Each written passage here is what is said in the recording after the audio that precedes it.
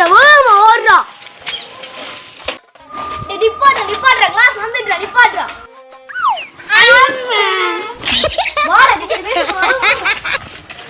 7 மணி class போட்டா 7:15 ஆச்சு. என்ன காணில் உண்டை இப்படி என்னது கிளாஸ் போடுறது? இதுகளுக்கு படிப்பண்டா படிப்புக்குரிய மரியாதையை கொடுப்போம். என்ன மிரண்டு ஓடி வருதுகள் போல.